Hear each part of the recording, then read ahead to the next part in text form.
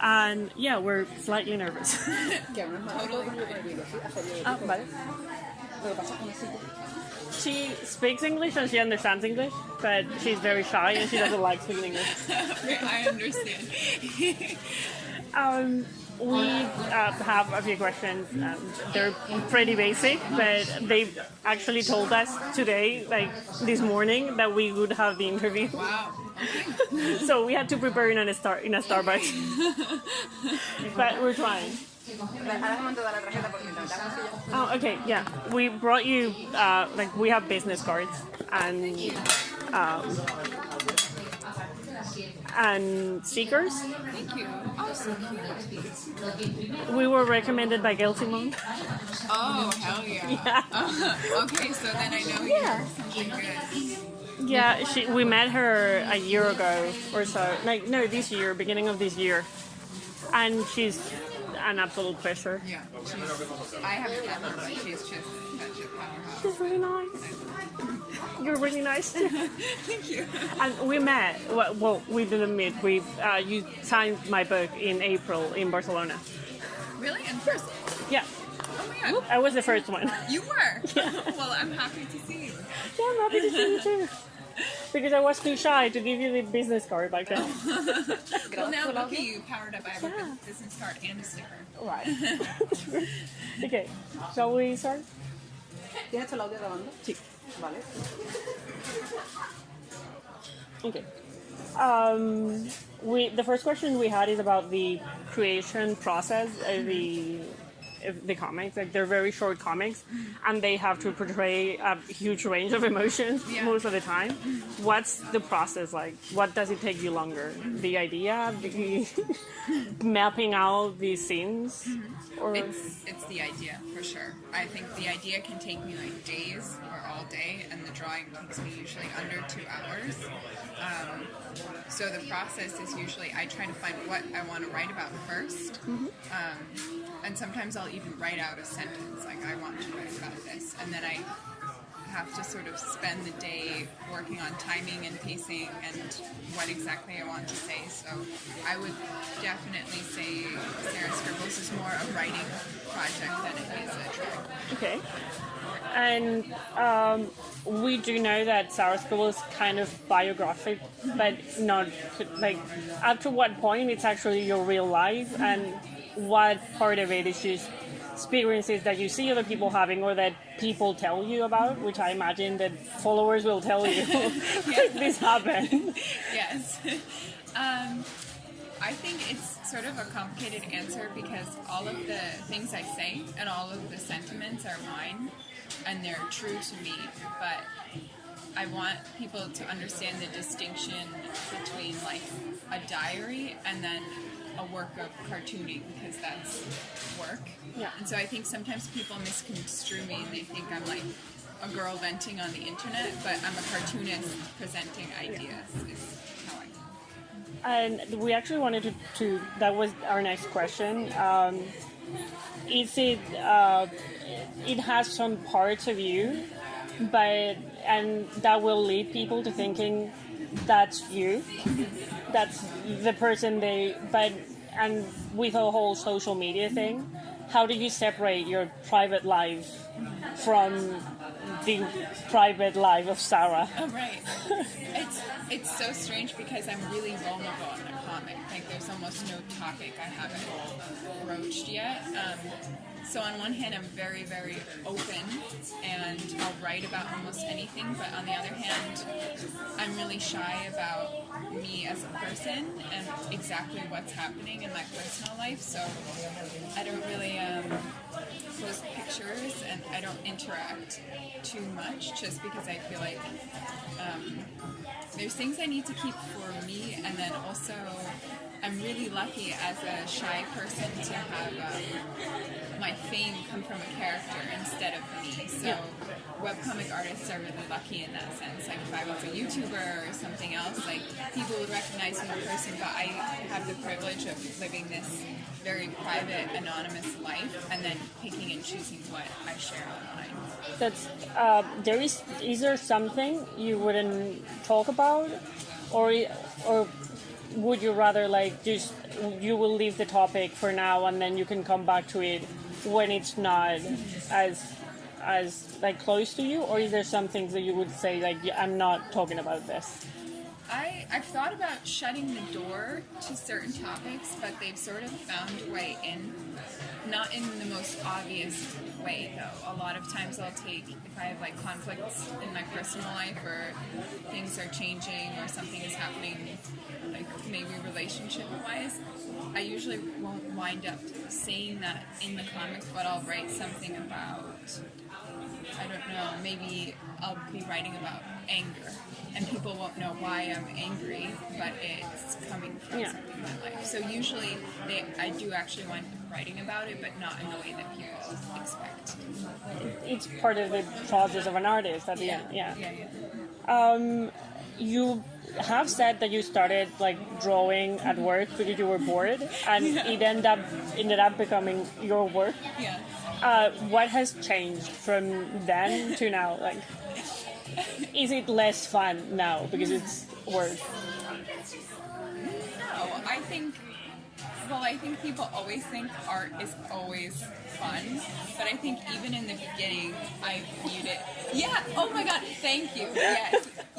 Thank you. Yeah. I actually bought it. I would give you the business card of the girl that made it, but I don't have it. I love it. Yes, it is. Yeah, but I was at art school, and I was working as a security guard, which thank God I'm not at that job anymore. You don't look like a security guard. No. A robbery happened while I was Really? I can't talk about it because it's terrible. I should not have You're been fine. at that job. You're fine. But so I was at art school. I was a student working other jobs, and so I always approached art with like the seriousness of that this is a career. And I think people have like these really romantic ideas about art and artists, that they sort of have these like divine gifts, but even from the way beginning, the writing part of Sarah's Scribbles was kind of difficult for me. It took me a lot of time, so art doesn't always come as naturally to illustrators and comic artists as people think. But I never, I think some of the internet fame can be stressful, but I never really like felt that much of a change in how I approached the comic, actually. The audience just were. That's really interesting because we liked comics, so we started a comic blog, and now we kind of hate comics because it's our job. Yeah. You have mentioned you were in art school, you work as an illustrator, apart from Sarah Scribble. Is that something you would like people considered more about you, or do you mind that people just think of you most of the time as like you have a webcomic and that's about it? Yeah, I don't mind that too much because I'm really happy with the webcomic. Like, if that's all I do in my life, I feel like it was a really positive thing. But I think maybe the main thing is that, like, I can draw, and I'm a trained illustrator, and so a lot of my artistic choices and how simple the comic is are very intentional. So people sort of, they have the diary conception, and then they have the, like, she doesn't know how to draw conception. But I'm working on a project now called Cheshire Crossing, and it's way more complicated, and it's more true to my illustrative self, and it's going to be published. So I think in maybe a year, there's going to be like a comics anthology out that displays the fact that I know how to draw. I mean, it doesn't bug me too much, though, that people just know the webcomic. Do you think that Sarah Scribbles has made it easier for you to publish other work, or do you think that it has hindered that in a bit because people will think that the only thing you can draw is stick figures? I'm not sure. I mean, I got the comics job because of Sarah Scribbles, but I always wonder if I hadn't started Sarah Scribbles, what would my illustration career look like? Because the style I work in otherwise is very, very different, and I wonder if I had just had the concentration on that, what I would be doing right now and what my illustration work would look like. Because when I graduated, sort of like panicking and having no money, I'm like, this is what people are like, this is the one. So I really heavily pursued comics when I graduated. And we asked people if they had any questions, and some of them were like, are you asked us if you were aware of the importance of the visibility you give to social anxiety and some mental problems like depression and anxiety in your comics? Are you aware of that, or is it something that comes naturally because you understand how that feels? For me, it really came naturally to write about anxiety because I'm a very, very anxious person. Yeah, but I think that's always sort of been the strength of the comic, was that I was,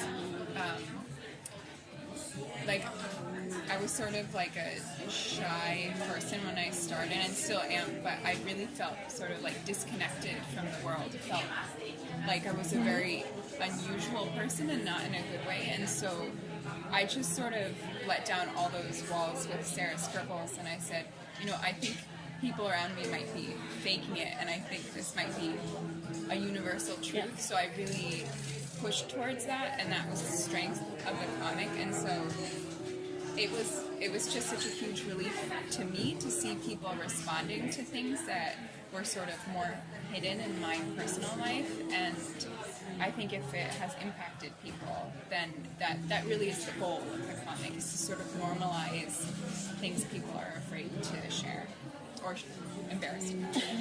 You have the gift of making really shitty situations seem funny. Thank you. Do you think that is a reflection on your abilities as an artist, or as of the generation that you were basically speaking to? Like, you're very much understood as a millennial artist, and we're like always complaining and always crying, and we're very anxious, and you make that feel somehow less terrifying. Thank you. Like, do you think that's a reflection of our generation? People really, really love to call me a millennial artist, and I like sitting here with the blue hair and all that. Like, I can't deny You fit the chair. Like, I know. It wasn't on purpose.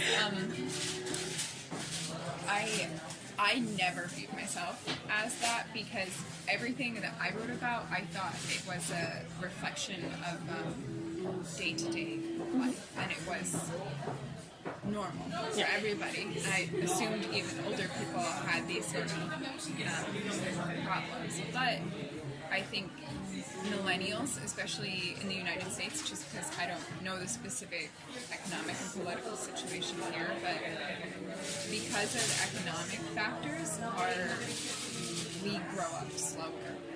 We graduate in debt and we get married later, and so we sort of do have a delayed childhood, but not because we're worse. Yeah. And I also think a thing that's good about millennials is that they are very open and honest about things like their feelings and anxieties, and are more willing to speak about some things that are taboo. And so there's like a large perception that we are weaker, we complain more, but I think that openness is really important. It allows people to sort of erase stigmas in all sorts of different ways. So, I don't know. I think millennials are stronger than we get credit for. Yeah. Is there any, like, we write about female comic book authors. We have focused a lot on superhero comic books. Like, but we write about, like, our first article that we published was about Fan Home by Alison Bechdel. So is there any female authors that have impacted you or that you look up to? Yeah, so many. Could you tell us? Yeah, I'm gonna try to remember like a full list. My early influences were like Kate Beaton, Ali Waj, and then contemporaries like Dana Lee and Megan McKay. I really, really like Gillian Tamaki. Yeah. And I have her books open a lot while I'm working on non-Sarah Scribbles work. And then I think she's a woman, a Japanese artist, Nagabe. Who's, No, it's a man. is a man? I don't know why I thought That I was happened. like, she's so amazing. Well, a lot of manga is written Yeah. and drawn by women. So those were, like, I want to write a whole master's thesis about, like, the impact that women in Japan had on the comics world in the United States, because we grew up, like, 11, 12, 13 reading shoujo manga Yeah. that was drawn amazingly by women. So a lot of us didn't have that idea that we couldn't do that. So all shoujo manga, right now, All of it. all of them, yeah. There is a female, like a Spanish illustrator called Emma Rios. She has worked with Kelly Sudeconic on Pretty Deadly, Okay. and she's amazing. And she speaks a lot about her influences from Japanese art. She loves manga, and yeah. And you should definitely read Pretty Deadly because she's an awesome person too. Okay, definitely. I like that title. It sounds like a good one. Yeah. Chica, disculpad, 5 minutos más, ¿os Sí, parece? sí, nos queda una pregunta. Vale, genial. Gracias. Estamos aquí calculando. And our last question, and it's like the most important question, it's really deep, is do you like avocados? I do. I don't know what that means. Like you're pretty millennial, but we've kind of built a blog. They're good for you. Sorry, I'm getting emotional. So many people have stigma against avocados. Yeah, but they're so healthy. Yeah, they are healthy. And So the blog is avocado. yeah, avocado. It was Oh my god. yeah, and actually in the car there's an avocado, but it's very Okay. delicious. But yeah, people give us a lot of shit about it. It's like, why is it avocados? And it's like, because we like it. Anything millennial, especially millennial women like That's bad. we're having pumpkin spice latte season now. Yeah. And people are just mad about it. They're like, we are just mad. It's like, that it's coffee. People like this drink. Yeah. I And have I'm like, I'm gonna aggressively like those things more. To spite you. So you should just keep doing. Oh my god. yeah. Whoa. When is this from? I have no idea. I've had it that's God. the letter that it came with. Oh my god. This is. Like, yeah, we're hardcore. These are all. No, I had switched to digital with these, but a lot of them, like this one, is hand inked. That's cool. So that's how you know it's old, because when I did the first book, I went through all the ones that were done with ink and redrew them digitally. So this one is the original version.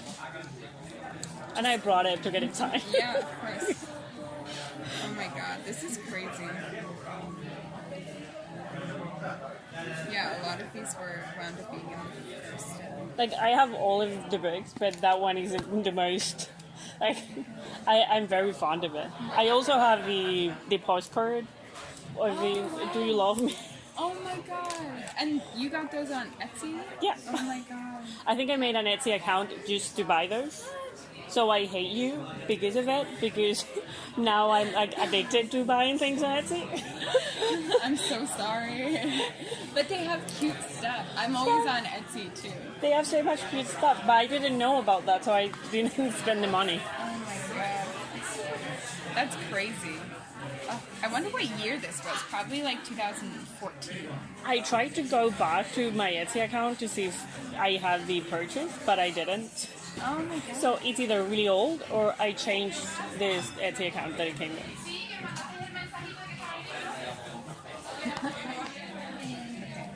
Let it dry. Yeah, I'll be careful. Thank you very much. Can we take a picture of you and then of you with us? Yes.